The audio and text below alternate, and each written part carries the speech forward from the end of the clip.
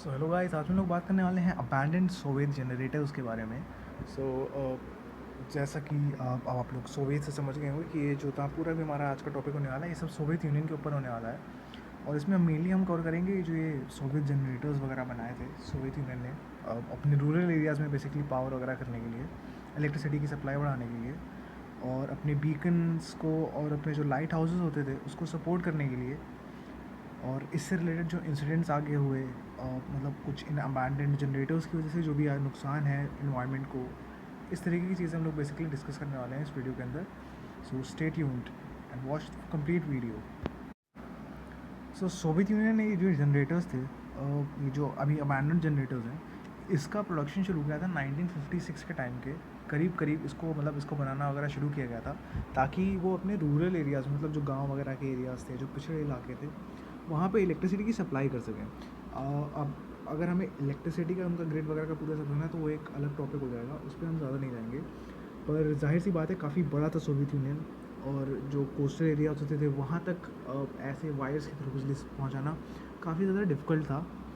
और इसी वजह से बेसिकली एक सल्यूशन निकाला गया था, ये जो सोवियत जनरेटर्स थे जिन्हें आरटीजीज़ कहा जाता था। अब इन्हें आरटीजीज़ क्यों कहा जाता था और ये इतने ख़ास और ख़तरनाक क्यों हैं, ये हम जानेंगे इस वीडियो के अंदर। तो बेसिकली ये जो जनरेटर्स बनाए गए थे, ये रूरल एरियाज़ में जो लाइट हाउसेज होते थे और जो बीकन्स वगैरह होते थे और रेडियोज़ वगैरह को पावर करने के लिए इन्हें बनाया गया था। ये करीब 10 वॉट्स तक की बिजली जनरेट कर लेते थे बड़े आराम से। और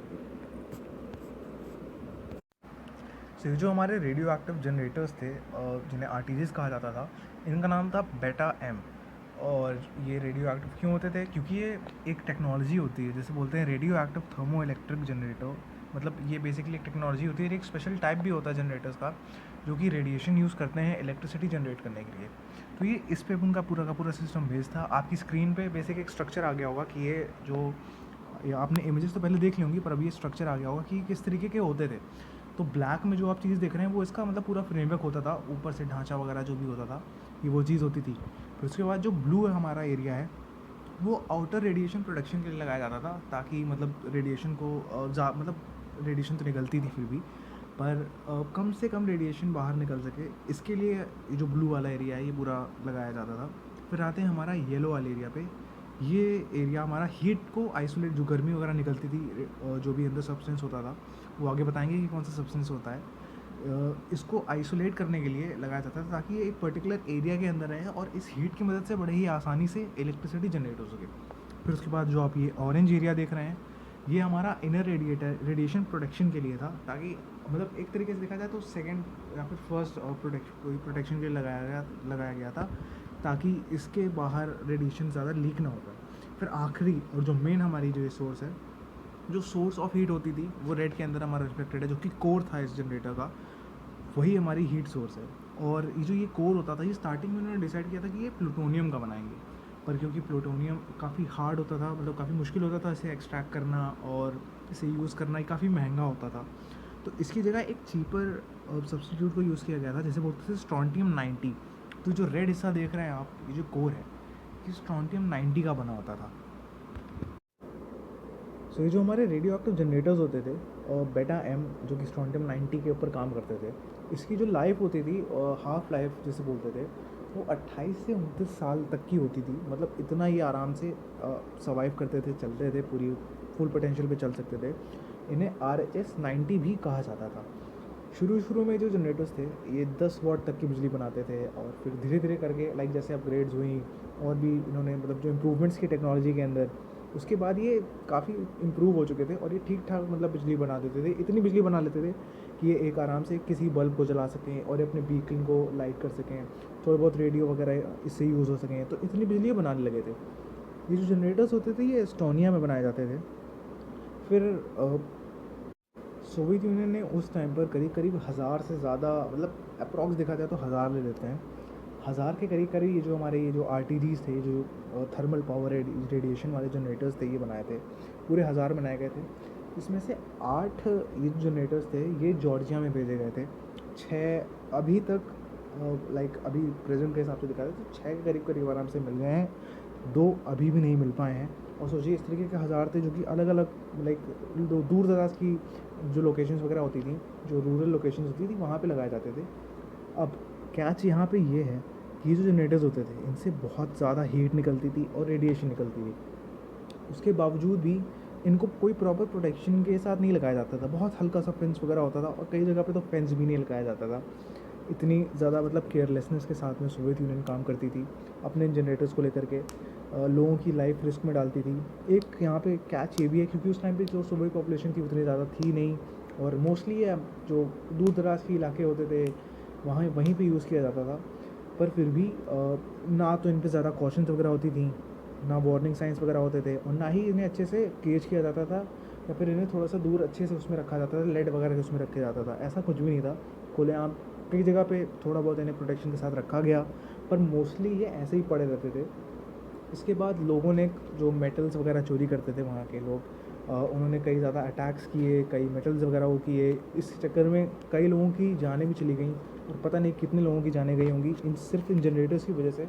और अब क्योंकि वो सोवियत यूनियन थी तो कुछ भी ऐसा रिकॉर्ड वगैरह नहीं हुआ, पर एक ऐसा ही इंसिडेंट है इन जनरेटर से रिलेटेड जो कि पूरी तरीके से रिकॉर्डेड है। इवन उसकी वीडियो क्लिप्स अवेलेबल हैं, मतलब ऐसे डायरेक्ट उस पर्टिकुलर इंसिडेंट की नहीं, पर हाँ ये जनरेटर्स के बाद जो हटाए गए उसकी उसकी वीडियो क्लिप्स तक अवेलेबल है।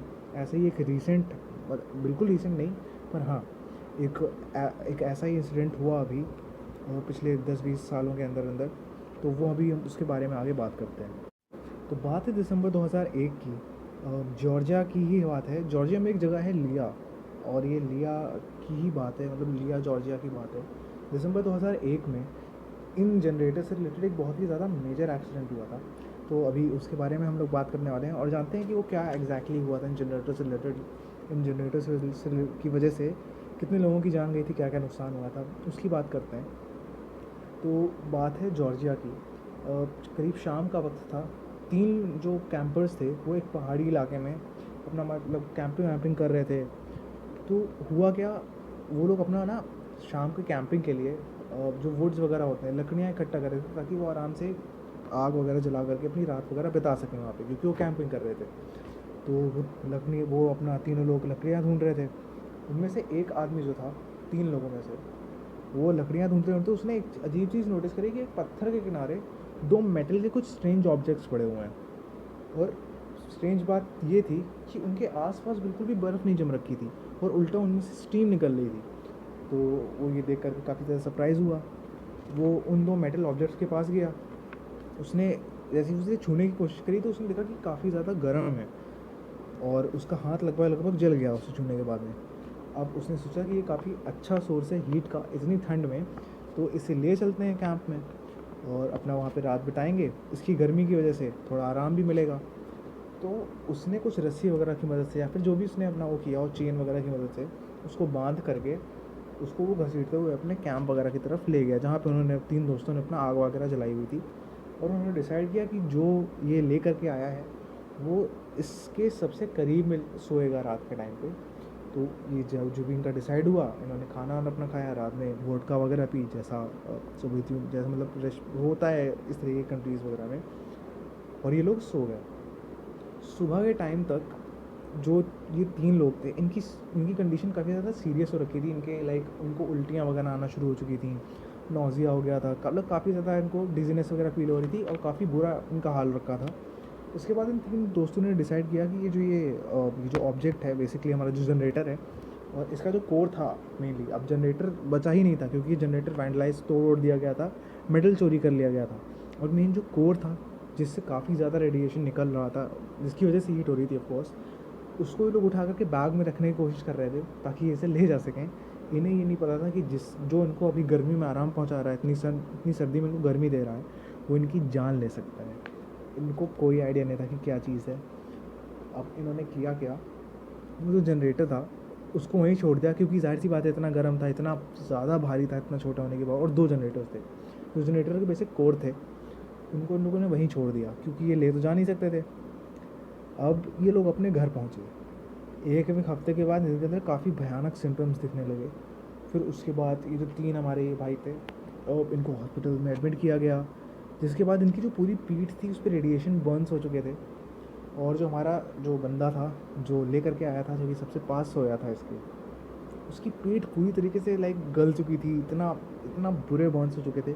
और रेडिएशन से हुए बर्न्स हील भी नहीं होते हैं, क्योंकि रेडिएशन आपकी बॉडी के अंदर जो जो वाइट ब्लड सेल्स होती हैं बेसिकली, उनको मार देता है, उनको ख़त्म कर देता है। तो इसकी वजह से आपके जो जख्म वगैरह होते हैं वो भरते भी नहीं हैं जल्दी, क्या बिल्कुल भरते ही नहीं हैं। तो इसकी वजह से जो डॉक्टर्स वगैरह थे उन्होंने लगातार ट्रीटमेंट दिया, पर कुछ भी असर नहीं हुआ। और जो बंदा सबसे पास हुआ था उसकी डेथ हो गई, ऑर्गन फेलियर और लाइक कार्डियक अरेस्ट की वजह से उसकी करीब 1 साल के अंदर अंदर ही उसकी डेथ हो गई। अब बाकी बात करते हैं दूसरा बंदा जो उस स्कोर के लाइक सेकंड पोजीशन पर सोया था, मतलब थोड़ा सा दूर था लेकिन फिर भी वो काफ़ी ज़्यादा पास था। अब चलिए उसकी बात करते हैं। तो उसकी पीठ से लेकर के उसके लाइक हिप्स वगैरह तक काफ़ी ज़्यादा ख़राब बर्न्स थे। उतने ख़राब नहीं थे जितने पहले बंदे के थे जो सबसे पास हुआ, पर फिर भी काफ़ी ज़्यादा ख़राब बर्न्स थे। वो इनिशियली वो सर्वाइव कर गया था, क्योंकि एट लास्ट उसके बर्न्स थोड़े बहुत हील होने लगे थे 2 साल के ट्रीटमेंट के बाद में, और वो ज़िंदा बच गया। फिर जो तीसरा बंदा जो सबसे दूर सोया था उसके भी बर्न्स हुए, पर उसके बर्न्स उतने ज़्यादा कुछ सीवियर थे नहीं, और वो बहुत सबसे जल्दी वही रिकवर किया और सबसे जल्दी उसको ही डिस्चार्ज मिल गया। और ये बेसिक एक बहुत लाइक काफ़ी ज़्यादा इसकी न्यूज़ वगैरह भी बनी थी 2000 एंड हमारे 1 के करीब करीब इसकी काफ़ी बड़ी न्यूज़ बनी थी। फिर उसके बाद ये जो ये अबैंडन जनरेटर्स थे, इसको करीब करीब हमारे 25 लोगों की जो टीम थी जॉर्जिया में, उन्होंने इसको वहाँ से उठाया, ट्रक में भरा, इसको हटाया, वहाँ से क्लीन वगैरह सब कुछ किया।